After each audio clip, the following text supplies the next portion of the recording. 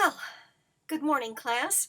I'm Mary Carroll, and this is How to Survive English 101. I post every single Monday, so I'd love for you to subscribe. I'm directing all of my lessons to college freshmen because I want to help them pass their very first college writing class. Did you know that 50% of students drop that class? I don't want that to happen to you. It doesn't have to. I've got everything you need right here on this channel. So go ahead and subscribe over on the little button over on the corner. All right, today we've got a really special volunteer. I'm so grateful to this student who agreed to let me take a look at something that he wrote. He was required to write a statement of purpose for a class that he signed up for. It was a psychology class. And I promised him this would be completely anonymous, so I'm not going to use his name. And I've enlarged here a paragraph that we're going to talk about just to show you how to improve your writing. There are lots of things that we could talk about, but I have decided to just zero in really on 3 things. Now, I don't want this volunteer to panic. I actually think his writing is not bad at all. He's got a wonderful tone in the paper. It is friendly, it's open. He sounds just very approachable, which is a great tone to have in your paper. He's starting out on the right foot. There are a couple of things about the writing that are very casual, reflective of his daily speech, which is fairly normal. We do tend to write that way. And in fact, it's best to start out writing that way and then lift up the level to get it just a little bit more formal. And that's what I'm going to talk to you about today. Okay? Now, this paragraph is actually fairly well structured. You can see the topic of this paragraph. I chose psychology for a couple of reasons. So in this paragraph, we can expect that he is going to explain why he decided to sign up for this psychology class. All right? I'm going to read the whole thing through quickly, but I want you to hear as I read it the casual daily speech kind of tone that's in this paragraph. All right? Okay. I chose psychology for a couple of reasons. The first and simplest reason is because I took a class in high school and thought it was interesting. The second reason is to learn about human behaviors to help me better communicate what I want with people in the most effective way. As a salesperson, communication is the #1 skill needed to succeed. Short term, psychology is something that will help me there. But this is not just a short-term lesson. There will never be a time in my life that communication will not be both necessary and important for building relationships, providing information, and just any normal day-to-day interaction. Studying human behavior can only benefit me here. I believe I am an excellent communicator, but even the best communicators have millions of things they can improve on. All right, very good paragraph as far as general structure. I don't feel like there are any sentences in there that don't belong under his topic sentence. So I think in that sense, it's got a good, tight structure. I am going to improve on some of the sentence structure.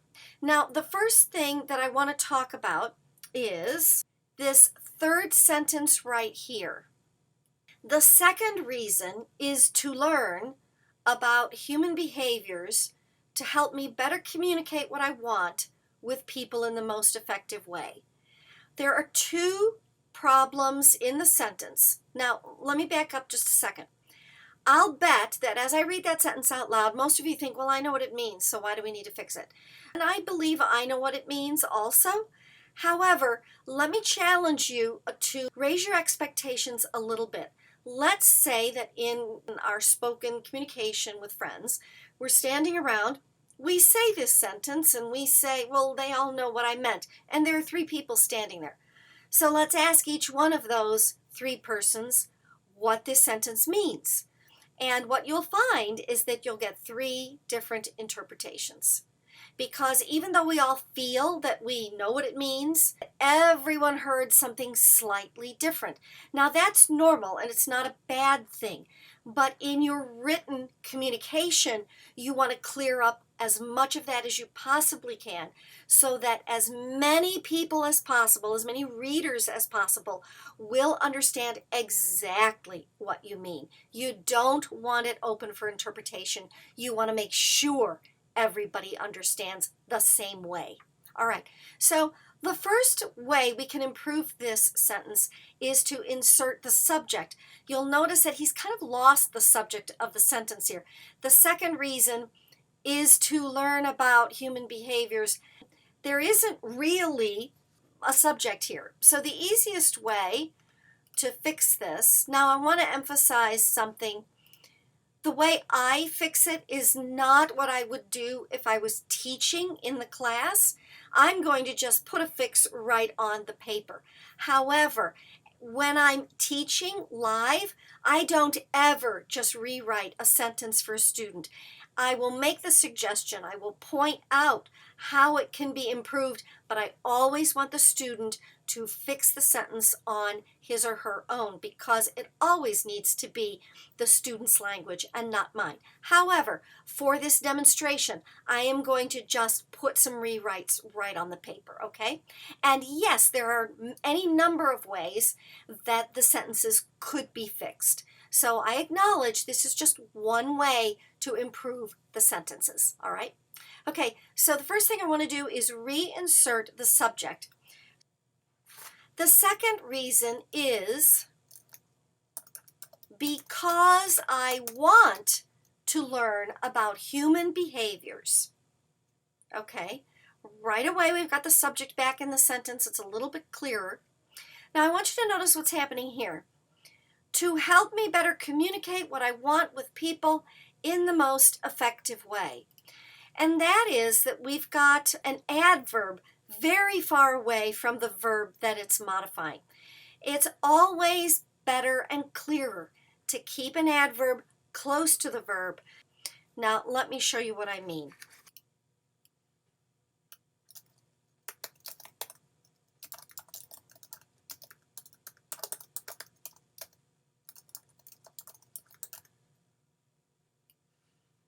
Let's take this part out. So here's how the sentence reads now. The second reason is because I want to learn about human behavior so I can more effectively communicate what I want. Now, notice I'm not saying with people. I believe that you can take those words out. And why? Well, because we're not really talking about communicating with dogs. This isn't a dog obedience class. We're not talking about trying to command horses or trying to communicate with babies. He's clearly talking about communicating with people. So it may very well be that you don't need to tack on that little phrase on the end. I'm going to take it off. So now, here's how the sentence reads. The second reason is because I want to learn about human behavior so I can more effectively communicate what I want. All right, and he keeps going. As a salesperson, communication is the #1 skill needed to succeed. I would leave that sentence alone. I think it's just fine. Short-term psychology is something that will help me there, but this is not just a short-term lesson. Now, in that sentence, I think it can use a little clarity. And so here are a couple of suggestions for improving that sentence. All right. The first one is that introducing a sentence with this phrase, short-term psychology is something that will help me there. Well, there's nothing particularly wrong with it, but it's very casual. I would say that for a college paper, we want the tone to be a little more formal. So I'm going to insert in the short term. It's just a little more formal. Psychology is something that will help me there. Now, personally, I think there is a little bit vague. I think that we all know what he means, but again, just to underscore that in written communication, you don't have body language that is communicating 80% of your meaning. We only have our words on the page, and so we're going to need to clarify with excruciating care, okay? So instead of help me there, I'm going to insert in my current job. So it now reads, in the short term, psychology is something that will help me in my current job. Okay, it's already a little bit better. The tone is a little elevated. We took out the word there, put in something to make it crystal clear. Now the second half of the sentence, but this is not just a short-term lesson. I would argue that his choice of the word lesson isn't exactly accurate. He's really talking about an entire course, and I assume an entire semester of coursework. So the word lesson is not the best word choice that he could have there. So let's improve this just a bit. But I realize this class is not just information for the short term. All right, let's read the whole sentence now. Oh, I see I've got an error here, a little typo. Let's get that out. Okay. In the short term, psychology is something that will help me in my current job. But I realize this class is not just information for the short term, period. All right, let's keep going. There will never be a time in my life that communication will not be both necessary and important for building relationships, providing information, and just any normal day-to-day interaction. There is one way we can improve this sentence, and that is I'm going to impose something that is called parallel structure. I will do a separate lesson on parallel structure, but right now what it means is that if you have a series of phrases in a sentence, that they should all be written in exactly the same grammatical form. Now notice here we have building relationships, providing information, but we don't have an ing form of the verb introducing the last phrase, and we should, okay? That would make this structure parallel. That's what it's called. So, navigating day-to-day interactions. All right. Studying, now this is just an error. I'm just going to put it in. Day-to-day in this case needs to be hyphenated, so I will just put that in there. Studying human behavior can only benefit me here. I believe I am an excellent communicator. I would agree. I think his writing is not too bad. But even the best communicators have millions of things they can improve on. Absolutely they can. I want to thank this student for being so brave and being the first volunteer to say, go ahead and use my writing to talk about on my channel. I am going to take a couple more paragraphs from this student's paper, and we will talk about a few other topics in future lessons. All right? Okay, our next lesson will be about using correct transitions or smooth transitions in your paper. See you next time.